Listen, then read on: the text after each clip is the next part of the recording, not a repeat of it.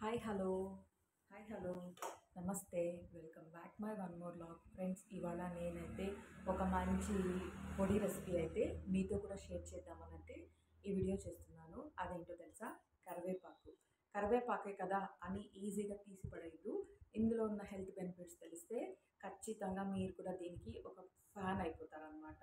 రీసెంట్గా ఎక్కడికి వెళ్ళినా, ఏ హాస్పిటల్స్కి వెళ్ళినా, ఏదైనా మనకు కాళ్ళు చేతులు నొప్పులు ఇలాంటి ప్రాబ్లమ్స్తో మనం హాస్పిటల్స్కి వెళ్ళినప్పుడు డాక్టర్స్ అయితే ఇప్పుడు ప్రజెంట్ రికమెండ్ చేస్తున్నది, ఫస్ట్ మీరు తినే ఒక్క ముద్ద రెండు ముద్దలు కరివేపాకు మంచిగా పొడి చేసుకుని తినండి. మీకు అసలు ఎటువంటి ట్యాబ్లెట్స్ యూజ్ చేయకుండానే మీకున్న ప్రాబ్లం క్యూర్ అవుతుంది అని డాక్టర్స్ అయితే సజెస్ట్ చేస్తున్నారనమాట. ఎందుకంటే ఇందులో ఉన్న హెల్త్ బెనిఫిట్స్ అన్నీ ఉన్నాయన్నమాట.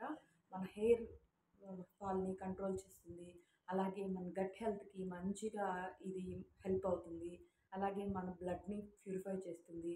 ఇందులో ఉన్న ఐరన్ కంటెంట్ అనేది మనకు మంచిగా యూజ్ అవుతుందన్నమాట. అని ఇన్ని మంచి బెనిఫిట్స్ ఉన్న ఈ కరివేపాకుని మనం ఎప్పుడు కూడా తీసి పక్కన పడేస్తూ ఉంటాము.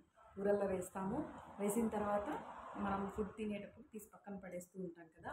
అలా కాకుండా నెక్స్ట్ టైం నుంచి ఇలా మంచిగా పొడి చేసి పెట్టుకోండి. 1 వీక్కి సరిపడా ఒక్కసారి చేసి పెట్టుకుంటే డైలీ మనం తినేటప్పుడు ఒక 2 స్పూన్లు ఈ కరివేపాకు పొడి వేసుకుని అందులో కొద్దిగా నెయ్యి కలుపుకొని తింటే టేస్ట్ అయితే సూపర్ ఉంటుందన్నమాట. మీరు కూడా ట్రై చేసి చూడండి ఎలా వచ్చింది ఏంటి అనేదైతే నాకైతే కామెంట్స్లో అయితే చెప్పండి. నన్ను మంచిగా సపోర్ట్ చేస్తూ ఇంత ఎంకరేజ్మెంట్గా చేస్తున్న ప్రతి ఒక్కరికి థ్యాంక్ యూ సో మచ్. మరిన్ని వీడియోస్ చేయడానికి మీ హెల్ప్ అనేది నాకు చాలా అవసరం. ఇప్పుడైతే ఈ కరివేపాకుతో ఈ పొడి ఎలా ప్రిపేర్ చేస్తాను, నేను ఎలా చేస్తాను అనేది మీతో కూడా నేనైతే షేర్ చేసుకుంటాను. ఇప్పుడైతే స్టవ్ పైన బాండ్లీ పెట్టుకొని మంటను సిమ్లో పెట్టుకోవాలి. ఇందులోకి ఒక 3 స్పూన్ల వరకు ఆయిల్ అయితే యాడ్ చేసుకుంటున్నాను. ఇక్కడ నేను ఫస్ట్ పచ్చిశనగపప్పు వేసుకుంటున్నాను. అంటే నేను తీసుకున్న క్వాంటిటీకి సరిపడగా ఒక గుప్పెడు వరకు ఉంటుందన్నమాట. ఒక గుప్పెడు పచ్చిశనగపప్పు వేసుకుని ఫ్రై చేసుకున్న తర్వాత ఇందులోకి ఉద్దిపప్పు అనమాట. ఉద్దిపప్పు కూడా ఒక గుప్పెడు అయితే తీసుకుంటున్నాను. ఉద్దిపప్పు అలాగే పచ్చిశనగపప్పు రెండు ఈక్వల్ క్వాంటిటీ అయితే తీసుకోవాలి. ఇలా ఒక 2 నుంచి 3 నిమిషాలు మంచిగా ఫ్రై చేసుకున్న తర్వాత ఒక గుప్పెడు ధనియాలు అయితే వేసుకుంటున్నాను. ధనియాలు కూడా మంచిగా రోస్ట్ చేసుకుంటున్నాను. ఈ ప్రాసెస్ మొత్తం కూడా మనము మంటను సిమ్లో పెట్టుకొనే చేసుకోవాలి. తర్వాత నేను ఇక్కడ ఒక 20 వరకు ఉంటాయన్నమాట ఎండుమిరపకాయలు. కారంకి తగినట్లుగా నేను తినే కారంకి అడ్జస్ట్ చేసుకుని వేసుకుంటున్నాను. అలాగే జీలకర్ర ఒక 3 స్పూన్లు జీలకర్ర అయితే యాడ్ చేస్తున్నాను. తర్వాత ఇందులోకి 1/2 స్పూన్ మెంతులు, 1 స్పూన్ మిరియాలు అయితే వేసుకుంటున్నాను. ఇవి కూడా వేసుకుని మంచిగా ఫ్రై చేసుకోవాలి. మనం ఇదంతా ఫ్రై చేసుకునేలోపు ఇందులోకి నేను ఇక్కడ కొద్దిగా చింతపండు అయితే వేస్తున్నాను. చింతపండు కూడా వేసుకుని మంచిగా ఫ్రై చేసుకున్న తర్వాత వెల్లుల్లి, ఇక్కడ నేను 2 గడ్డలు వెల్లుల్లి తీసుకున్నాను. వెల్లుల్లిపాయలు మంచిగా పొట్టు తీసేసి వీటిని కూడా ఇందులోకి వేసుకొని ఫ్రై చేసుకుంటున్నాను. ఇదంతా కూడా ఒక మంచి అరోమాటిక్ స్మెల్ అయితే ఉంటుందన్నమాట ఫ్రై అయ్యేటప్పుడు. అలాగే ఫైనల్గా ఒక 3 స్పూన్ల వరకు తెల్ల నువ్వులైతే వేసుకుంటున్నాను. తెల్ల నువ్వుల్లో కూడా మంచిగా మనకు ఐరన్ కంటెంట్ అనేది ఎక్కువ ఉంటుందన్నమాట. హెల్త్కి కూడా చాలా మంచిది. ఇవన్నీ కూడా మంచిగా ఈవెన్గా ఫ్రై చేసుకోవాలి. రోస్ట్గా అవ్వాలన్నమాట పప్పు అంతా కూడా. ఇప్పుడు దీన్ని పక్కకైతే షిఫ్ట్ చేసేస్తున్నాను. స్టవ్ పైన మరొక బాండ్లీ పెట్టుకొని ఇందులోకి 1 స్పూన్ ఆయిల్ అయితే వేస్తున్నాను. మనం తీసుకున్న కరివేపాకును కొద్ది కొద్దిగా వేసుకుని మంచిగా రోస్ట్గా వేయించుకోవాలి. అంటే కరివేపాకు మొత్తం కూడా మనం టచ్ చేస్తే మొత్తం పొడిలాగా అయిపోవాలన్నమాట. అంతవరకు మనం మంచిగా వేయించుకోవాలి. ఈ ప్రాసెస్ కొంచెం లెంతీ అనే చెప్పొచ్చు. ఎందుకంటే కరివేపాకును మనం ఇలా ఫ్రై చేసుకోవడం కొంచెం టైం అయితే తీసుకుంటుంది.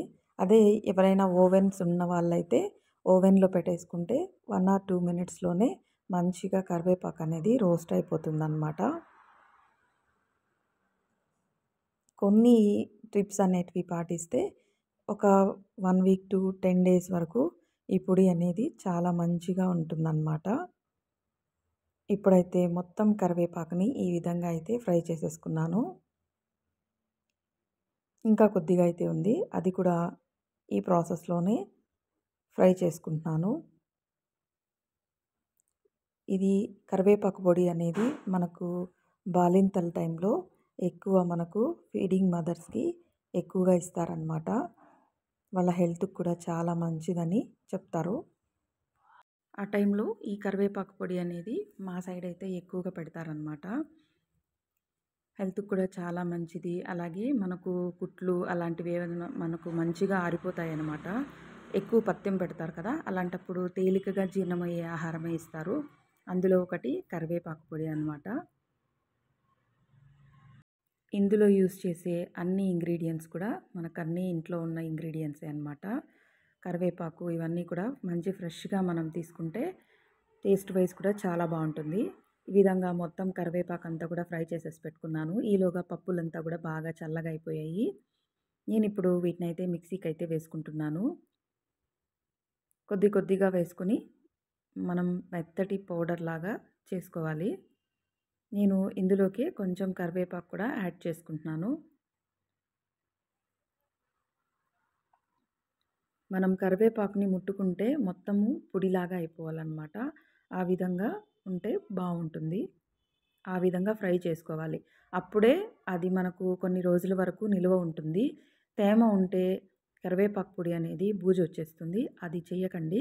బాగా ఫ్రై అయిపోవాలన్నమాట. ఫ్రై అయిపోతేనే చాలా బాగుంటుంది. టేస్ట్ కూడా మంచిగా ఉంటుంది. కొన్ని టిప్స్ పాటిస్తే మంచిగా ప్రిపేర్ చేసుకోవచ్చు. చూస్తున్నారు కదా, నేనైతే ఈ విధంగా మొత్తం అంతా కూడా బాగా నలిపేసి మిక్సీ జార్లోకి వేసుకుని మిక్సీ అయితే వేసుకుంటున్నాను. మీకు రోలు అవైలబుల్ ఉంటే రోట్లో కూడా చేసుకోవచ్చు అనమాట. చాలా మంచిది. ఇంకా ఫైనల్గా నాకైతే ఎంతో టేస్టీగా ఉండే కరివేపాకు పొడి అయితే రెడీ అయితే చేసేసాను. చూస్తున్నారు కదా ఎంత బాగుందంటే స్మెల్ అయితే చాలా చాలా బాగుంటుంది. చేసుకోవడం చాలా ఈజీ. ఫ్రెండ్స్ మీరు కూడా ట్రై చేసి చూడండి. ఎలా వచ్చింది ఏంటి అనేది నాకైతే కామెంట్స్లో అయితే చెప్పండి. ఇంకా ఎవరైనా మన ఛానల్ని సబ్స్క్రైబ్ చేసుకోకపోతే ప్లీజ్ సబ్స్క్రైబ్ అయితే చేయండి. ఇంకా ఈ వీడియోకి అయితే ఒక చిన్న లైక్ అయితే ఇవ్వండి. మీరు ఇచ్చే లైక్తో నాకు మంచి మోటివేషన్ అయితే అవుతుంది. మరొక ఇంట్రెస్టింగ్ వీడియోతో మళ్ళీ కలుసుకుందాం. Thanks for watching. బాయ్.